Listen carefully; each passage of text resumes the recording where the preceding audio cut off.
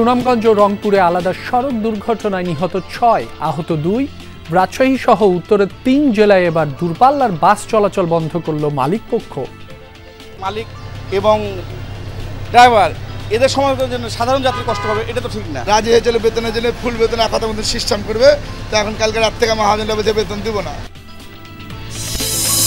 Comilla medical college হাসপাতালে নিম্নমানের মালামাল কেনার অভিযোগ, ৫ কোটি টাকারও বেশি অনিয়ম, চলছে তদন্ত। জলাবদ্ধতার মধ্যেই যশোরের ভবদহে চলছে দুর্গাপূজার প্রস্তুতি। দেবীকে বরণ করে নিতে সাধ্যমতো আয়োজনে ব্যস্ত সনাতন ধর্মাবলম্বীরা। কষ্টে করতে আসছে, দান চাবি কবে হবে না হবে তার তো ঠিক নেই। ছেলেপেলেদের একটু কেনাকাটা করেছি পুজোর দিনাদায়িক হয়ে।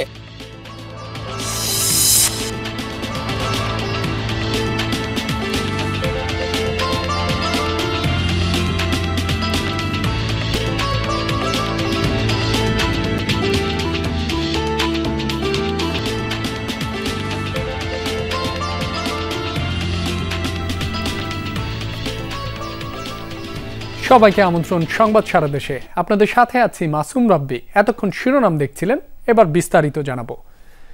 সুনামগঞ্জ ও রংপুরে সড়ক দুর্ঘটনায় ৬ জন নিহত হয়েছেন, আহত ২ জন।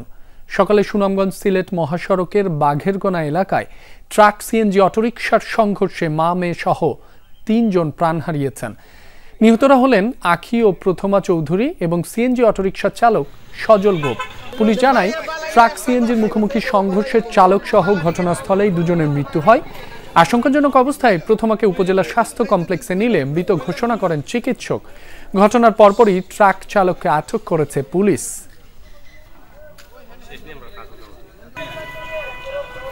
রংপুরে ট্রাক পিকআপ সংঘর্ষে মা ছেলে সহ প্রাণ হারিয়েছেন ৩ জন। ভোরে দমদমা ব্রিজ এলাকায় এই ঘটনা হয়। নিহতরা হলেন শাহিনা বেগম, তার ছেলে স্বাধীন এবং পিকআপের হেল্পার আরিফ। পুলিশ জানায়, দমদমা থেকে মাহিগঞ্জ যাচ্ছিল পিকআপটি। ইউটার্ন নেওয়ার সময় ঢাকাগামী একটি বালুবাহী ট্রাকের সাথে সংঘর্ষ হয়। ঘটনাস্থলেই মারা যায় শাহিন ও স্বাধীন। গুরুতর আহত অবস্থায় হাসপাতালে নেওয়ার পর চিকিৎসাধীন অবস্থায় মারা যায় পিকআপের হেল্পার আরিফ। দুর্ঘটনা কবলিত গাড়ি দুটি জব্দ করে থানায় নেওয়া হয়েছে। পলাতক ট্রাকের চালক ও হেল্পার।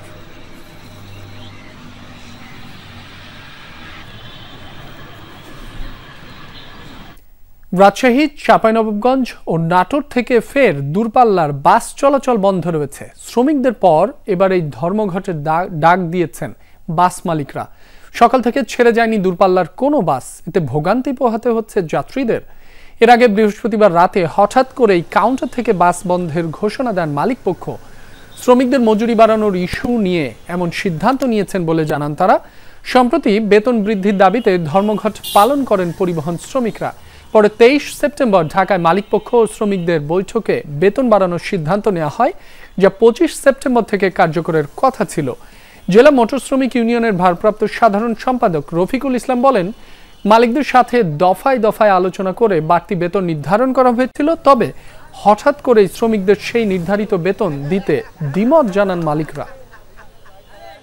আমরা যাত্রীরা অনেক কষ্টে আছি, কারণ তারা মালিক এবং ড্রাইভার এদের সমাধানের জন্য সাধারণ যাত্রী কষ্ট পাবে, এটা তো ঠিক না। আন্দোলন যে করবে সেই মেসেজটাও আমাকে ফোনে দেয়নি, ফোন নাম্বার তো আমার দেওয়া আছে। রাজি হয়েছিল বেতনের জন্য ফুল বেতন আপাতত মধ্যে সিস্টেম করবে, তো এখন কালকে রাত থেকে মহাজনরা বলছে বেতন দিব না, বন্ধ রেখেছে। দাবিটা আমরা করেছিলাম, দাবিটা মেনে নিয়েছিল। মেনে নেওয়ার পর মনে করেন যে তারা বলে কি আমরা এই দাবি আমরা উত্তোলন করলাম, আমরা এত টাকা দিতে পারবো না। ১০০ টাকার একটা সমস্যা ওনারা বলছে, যেটা খোরাকি বলা হয় আর কি। এই খোরাকিটা নাকি মালিকপক্ষ ম্যানেজার দিতে চায় নাই, দিয়ে ম্যানেজারের সঙ্গে একটা কথা কাটাকাটি হয়, এক পর্যায়ে একটু হয়তো খারাপ ব্যবহার হয়েছে। এ বিষয়ে আরো জানবো, যুক্ত হচ্ছেন সহকর্মী তারেক মাহমুদ। তারেক, বাস মালিকদের এই সিদ্ধান্তের বিষয়ে কি বলছে শ্রমিক ইউনিয়ন, যাত্রীরাই বা কি বলছেন? রাব্বি, শ্রমিক ইউনিয়নের যারা নেতৃবৃন্দ রয়েছে তাদের সাথে আমি একটু আগেই কথা বলেছি।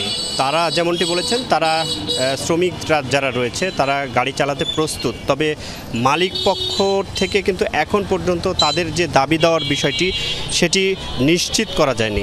তবে মালিক পক্ষের যারা রয়েছে তাদের সাথে আমি কথা বলেছি, তারা যেমনটি বলেছেন যে ঢাকায় তাদের জরুরি আলোচনা চলছে এবং জরুরি আলোচনা শেষে আসলে তাদেরকে এই বিস্তারিত বললে তারা সার্বিক বিষয়গুলো মেনে নিয়েছেন এবং তারপরেই যে এই ঢাকা থেকে রাজশাহী, চাঁপাইনবাবগঞ্জ থেকে রাজশাহী, নাটোর থেকে রাজশাহী চলাচল করে যে যাত্রীবাহী বাসগুলো রয়েছে সেগুলো কিন্তু চলাচল করবে। এর আগে আমরা দেখেছিলাম যে সকাল থেকে কিন্তু অনির্দিষ্টকালের জন্য এই বাসগুলো বন্ধ করে দিয়েছে মালিকপক্ষ এবং এতে শ্রমিকদের বেতন বাড়ানোর যে ইস্যুতে পূর্ব ঘোষণা ছাড়াই বাস বন্ধ করে দেওয়ায় সকাল থেকেই রাজশাহীর যে শিরোইল ঢাকা বাসস্ট্যান্ড রয়েছে সেখানে যাত্রীরা ব্যাপক পরিমাণে দুর্ভোগে পড়েছেন। আমি সেটা দেখতে পাচ্ছি। শুধু এই রাজশাহীর এই শিরোইল বাসস্ট্যান্ডে একতা বাস বাদে বাকি যে বাসগুলো রয়েছে কোনো বাস কিন্তু সকাল থেকে ছেড়ে যায়নি। এর ফলে রাজশাহী এবং তার পার্শ্ববর্তী জেলা গুলো যেমন নওগাঁ এবং চাঁপাইনবাবগঞ্জ থেকেও অনেক যাত্রী এবং রাজশাহী জেলার যারা রয়েছে সকাল থেকে তারা শিরোইল বাস স্ট্যান্ডে এসে ব্যাপক দুর্ভোগের মধ্যে পড়েছে। তারা বাস চলাচল না করায় যারা খুবই জরুরি তারা ট্রেনে করে রাজশাহী থেকে গিয়েছেন এবং তারা বলছেন তাদের যে নির্ধারিত ভাড়া বাড়ানোর যে বিষয়টি আলোচনার মাধ্যমে সেটি করার পরেও মালিকপক্ষ সেটি না মেনে নিলে তারা তাদের যে আন্দোলন সেটি করবেন। এবং এখন মালিকপক্ষ সাথে কথা হয়েছে, তারা বলছেন যে ঢাকাতে তাদের কথা হয়েছে এবং মালিকপক্ষর যে সার্বিক বিষয় নিয়ে কথা বলার পরে আজকে সুরাহা হতে পারে এই সমস্যার সমাধানে। রাব্বি, তারেক, আপনাকে ধন্যবাদ। ৩ বছর ধরে বেহাল দশা নেত্রকোনার কেন্দ্রীয় মদন সড়কের দুর্ভোগ পোহাচ্ছেন স্থানীয়রা। 2 উপজেলার অন্তত লক্ষাধিক মানুষের ওই সড়কটি দ্রুত সংস্কারের দাবি স্থানীয়দের। সহজ বলছে দ্রুত সড়ক সংস্কারের কাজ শুরুর কথা। মাত্র 9 কিলোমিটার অংশ সংস্কার না হওয়ায় পরিবর্তন হয়ে গেছে বাস চলাচলের পথ। 60 কিলোমিটার সড়ক ঘুরে ঢাকায় যেতে হয় নেত্রকোনার মদন উপজেলার বাসগুলো। এই সড়কটা আমাদের এই কেন্দ্রবাসী বলা যায় যে একটা দুঃখের নাম। এমনও জায়গা আছে যেখানে গর্ত হাঁটু পর্যন্ত মানে পানি জমে থাকে। রাস্তাঘাট বেশি সমস্যা, গাতা গোতা অ্যাক্সিডেন্টের সমস্যা আছে। মাত্র 3 বছর আগের কথা, নেত্রকোনার মদন কেন্দুয়ার এই সড়ক দিয়ে দুরন্ত গতিতে ছুটত বাস। এখন বৃষ্টি হলেই ছোটখাটো নদীর আকার ধারণ করে এই সড়ক। দিনে দিনে স্থানীয়দের জন্য বিভীষিকাময় হয়ে উঠছে এটি। ঢাকার সাথে এই জেলার যোগাযোগের একমাত্র মাধ্যম মদন কেন্দুয়া সড়ক দিয়ে শুষ্ক মৌসুমে কোনোভাবে পার হলেও বর্ষায় নাভিশ্বাস ওঠে চলাচলে। একটা রোড গাড়ি বা একটা মোটর সাইকেল আন্দাজ করা যায় না যে কতটুকু গভীর, যার কারণে অনেক সময় এভাবেই আন্দাজ ধরতে হয়, ধরার পর অনেক সময় একটা অ্যাক্সিডেন্ট হয়। দুর্ঘটনা প্রতিদিনই ঘটে, কেউ চাক্কা খুললে জায়গা, কেউ চাক্কা ব্রাস্ট হয়ে বেরিং ব্যাঙ্গে জায়গা, আগা চাক্কা বাম্পার ব্যাঙ্গে জায়গা, এরকম প্রতিদিন। সড়কটি দিয়ে মালামাল পরিবহনেও চরম ভোগান্তিতে পড়তে হয় ব্যবসায়ীদের। প্রায় আটকে পড়ে পরিবহন। গেল 3 বছরে আঞ্চলিক এই সড়কে দেখা মেলেনি যাত্রীবাহী কোনো বাস। অন্য জেলা শহরে যেতে ভরসা সিএনজি কিংবা ছোট যানবাহন। স্কুলগামী শিক্ষার্থীদের থেকে শুরু করে গুরুতর রোগী কারোরই রেহাই নেই এই দুর্ভোগ থেকে। একটা সরকারি স্কুল আছে এখানে, পাশাপাশি সরকারি একটা কলেজ আছে। এমন একটা অবস্থা, হেঁটে পর্যন্ত যাওয়া যায় না, সবসময় পানি লেগে থাকে, কাদা লেগে থাকে। সবসময় যাতায়াতের সময় আমাদের অনেক অসুবিধা হয়। এই গাড়ি যাওয়ার সময় শরীরে অনেক পানি পড়ে। এলজিডি কর্তৃপক্ষ বলছে সড়ক মেরামতের জন্য বরাদ্দ চেয়ে ঊর্ধ্বতন কর্তৃপক্ষের কাছে প্রস্তাবনা পাঠানো হয়েছে। মদন থেকে কেন্দুয়া দিয়ে এটা ঢাকায় বাস চলাচল করে, তো এই রাস্তাটা মেনটেনেন্স করা খুবই দরকার এবং এই অর্থ বছরে বরাদ্দ স্বল্পতার কারণে আমরা এটা বাস্তবায়ন করতে পারিনি। ইনশাল্লাহ সামনের অর্থ বছরে এটা করতে পারবো বলে আশা রাখি। 9 কিলোমিটার দীর্ঘ এই সড়কে চলাচল 3 উপজেলার লক্ষাধিক মানুষের। শরীফ ফারুকি, যমুনা নিউজ। লক্ষ্মীপুরে পারিবারিক বিরোধের জেরে চাচিকে হত্যার অভিযোগ উঠেছে ভাতিজার বিরুদ্ধে। অভিযুক্ত ইমন হোসেনকে আটক করেছে পুলিশ। ভোরে পৌর শহরের লাহারকান্দি এলাকায় এ ঘটনা হয়। পুলিশ জানায় রাশেদা বেগমের বাড়িতে একাই থাকতেন। ভোরে নামাজের জন্য উঠে দরজা খুললে ইমন হোসেন তার উপর অতর্কিত হামলা চালায়। দরজা আটকে বটি দিয়ে কোপায় রাশেদাকে। চিৎকার শুনে প্রতিবেশীরা এগিয়ে গেলে ঘরের ভেতর লুকিয়ে থাকে ইমন। পরে পুলিশ ঘটনাস্থলে গিয়ে দরজা ভেঙে তাকে আটক করে। রাশেদার মরদেহ উদ্ধার করে ময়নাতদন্তের জন্য মর্গে পাঠানো হয়। স্বজনরা জানায়, দীর্ঘদিন ধরে রাশেদার সাথে ইমনের স্ত্রীর বিভিন্ন বিষয়ে মতবিরোধ চলছিল। পিরোজপুরে স্কুল থেকে ফেরার পথে প্রধান শিক্ষককে মারধর করে হাত পা ভেঙে দেওয়ার ঘটনায় একজনকে গ্রেফতার করেছে পুলিশ। বৃহস্পতিবার রাতে সিকদার মল্লিক ইউনিয়নের সাবেক চেয়ারম্যান ও জেলা বিএনপির সাবেক স্বনির্ভর বিষয়ক সম্পাদক কামরুজ্জামান চানকে গ্রেফতার করে পুলিশ। এর আগে তাকে আসামি করে সদর থানায় মামলা করেন ভুক্তভোগী জুজুখোলা সম্মিলিত বহুমুখী উচ্চ বিদ্যালয়ের প্রধান শিক্ষক বিমল মিত্র। ভুক্তভোগী জানান, ওই দিন বিকেলে স্কুলে ঈদে মিলাদুন্নবীর অনুষ্ঠান শেষে বাড়ি ফেরার পথে তাকে মারধর করে মুখোশধারী কয়েকজন। এ সময় তার সাথে থাকা সহকারী শিক্ষক অসীম কুমারকেও পিটিয়ে আহত করা হয়। আহতদের অভিযোগ, স্কুল ম্যানেজিং কমিটি নিয়ে বর্তমান সভাপতি ও জেলা বিএনপির নবগঠিত কমিটির যুগ্ম আহ্বায়ক এলিজা জামানের সাথে দ্বন্দ্ব চলছে কামরুজ্জামান চানের। সেই বিরোধের জেরেই কামরুজ্জামানের সম্পৃক্ততায় এই হামলা চালানো হয় বলে অভিযোগ করেন তারা। ঝিনাইদহের শৈলকুপায় এক বাড়িতে ডাকাতি হয়েছে। অস্ত্রের মুখে জিম্মি করে নগদ অর্থ, স্বর্ণালঙ্কার সহ বিভিন্ন মালামাল লুট করে নিয়ে যায় ডাকাতরা। বৃহস্পতিবার মধ্যরাতে শহরের কবিরপুর রামকৃষ্ণ মন্দিরের পাশে এই ঘটনা ঘটে। ভুক্তভোগী প্রতাপ কুমার জানান, তালা ভেঙে বাড়িতে প্রবেশ করে একদল ডাকাত। এ সময় নগদ 70,000 টাকা, স্বর্ণালঙ্কার ও কাঁসা পিতলের থালা বাসন লুট করে নিয়ে যায় তারা। ডাকাতদের মুখে কালো কাপড় বাঁধা ছিল বলে জানিয়েছেন প্রতাপ কুমার। শৈলকুপা থানার ওসি মাসুম খান বলেন, দ্রুত এই ঘটনার সাথে জড়িতদের আইনের আওতায় আনা হবে। কুমিল্লা মেডিকেল কলেজ হাসপাতালে প্রায় 24 কোটি টাকার কেনাকাটায় 5 কোটি টাকারও বেশি হেরফেরের অভিযোগ উঠেছে। আর সেই অভিযোগের তীর স্বয়ং হাসপাতাল পরিচালক, ড্যাব নেতা সহ সংঘবদ্ধ চক্রের বিরুদ্ধে। কুমিল্লা মেডিকেলের সরঞ্জাম মেরামত ও কেনাকাটায় চক্রটি কিভাবে অনিয়ম করেছে সেটি থাকছে সহকর্মী খোকন চৌধুরীর 2 পর্বের প্রতিবেদনের শেষটিতে। কুমিল্লা মেডিকেল কলেজ হাসপাতালের burn and plastic surgery ward. স্বাস্থ্যসেবার পাশাপাশি মেডিকেলের আসবাব নিয়ে অভিযোগ শেষ নেই রুগী স্বজনদের। ওয়ার্ডগুলোতেও বেড সংকট, কোথাও কাঁথা, বালিশ, চাদরের ব্যবস্থা করতে হয় রুগীর স্বজনদেরকেই। মেডিকেল তো কোনো বালিশ দেয় না, বালিশ সব কিনে, এটা সুতিটা দিলে রুগীর জন্য ভালো হতো। অথচ সম্প্রতি রুগীদের জন্য 67 লাখ টাকার বালিশ, কভার ও চাদর কেনা হয়েছে। তবে অভিযোগ সবই নিম্নমানের। ক্রয় রসিদে প্রায় 40 লাখ টাকা খরচে স্টিলের আসবাবপত্রের কথা উল্লেখ থাকলেও বাস্তবে দেখা গেছে সবই লোহার। মাল বানানোর কারণে দেরি হয়েছে, যে কারণে আমরা দেরিতে আসছে, আমরা এদিকে রাখছি। এখন আবার সরবরাহ হবে, সরবরাহ হওয়ার পর যে মালটা থাকবে আমরা ভিতরে নিয়ে আসবো। হাসপাতালের বিভিন্ন যন্ত্রপাতি মেরামত খরচ দেখানো হয়েছে 1,70 লাখ। তবে তা কোন যন্ত্রের মেরামত তার উল্লেখ নেই চুক্তিতে। হাসপাতালের এমএসআর গ্রুপে 21 কোটি টাকার বেশি পণ্য কিনেছে কেবল 2টি প্রতিষ্ঠানের কাছ থেকে। অভিযোগ রয়েছে সেই 2টি প্রতিষ্ঠানের নিয়ন্ত্রণে আর কেউ নয়, বরং দুর্নীতির দায়ে জেলে থাকা সাজ্জাদ মুন্সি। সবকিছু দেওয়ার পরে বিলগুলা নিয়ে আইসা জোর করে আমার থেকে স্বাক্ষর দিয়েছে, শুধু স্বাক্ষরে আমি দিচ্ছি। এখানে আরেকটা ছিল যে ডাক্তার MM হাসান, উনি তো আরো বিশাল প্রভাবশালী লোক, মানে ব্যাপার আরিফাদার অনেক কিছু বলছে, শুনছেন তো।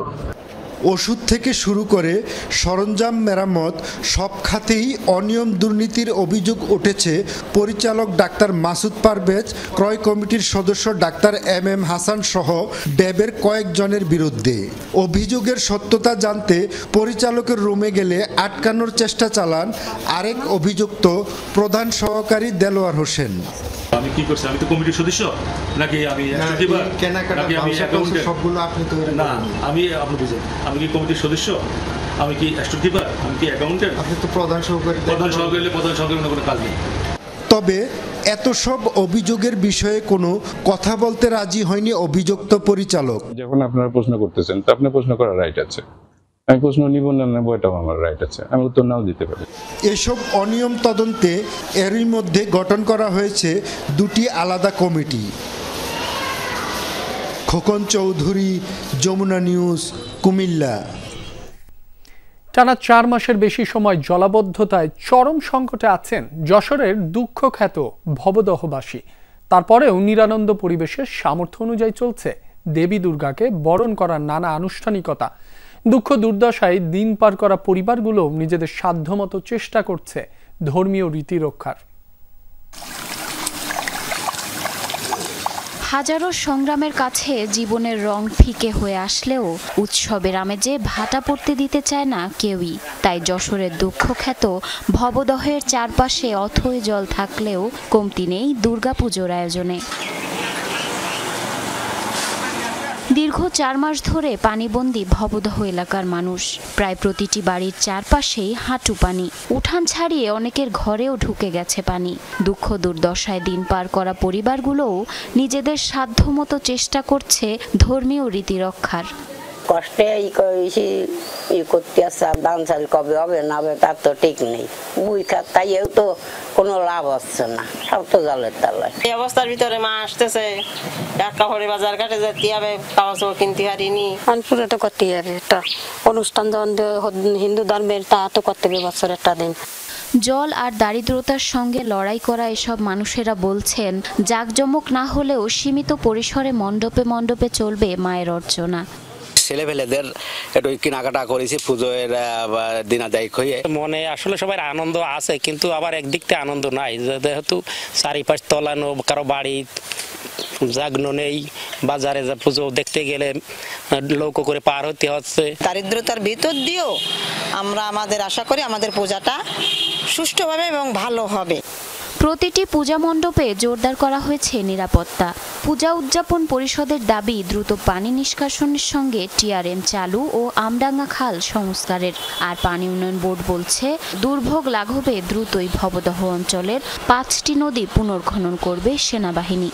সবের আময়ে যে আসলে ভবদহ এলাকায় ফিরিয়ে আনতে গেলে স্থায়ীভাবেই জলাবদ্ধতা নিরসন হতে হবে। সেনাবাহিনী নদী পুনঃখনন করলে নৌরুট যখন সচল হবে, ভবদহের গেট খোলা থাকবে, মানুষের দুঃখ কষ্ট অনেকটাই লাঘব হয়ে যাবে।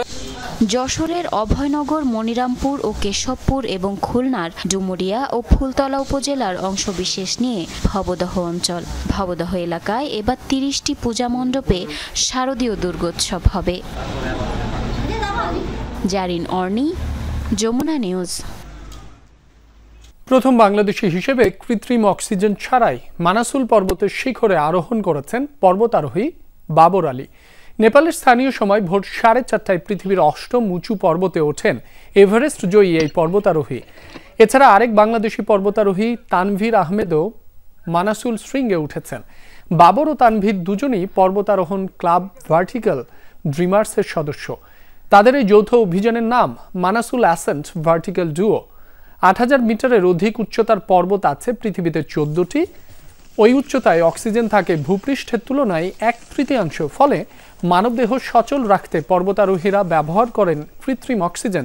তবে পর্বতারোহী বাবর আলী কোনো কৃত্রিম অক্সিজেন ছাড়াই 8163 মিটার উচ্চতার এই পর্বতের শিখর আরোহণ করলেন। এই ছিল সংবাদ সারা দেশের এখনকার আয়োজনে। এতক্ষণ যারা সাথে ছিলেন সবাইকে ধন্যবাদ।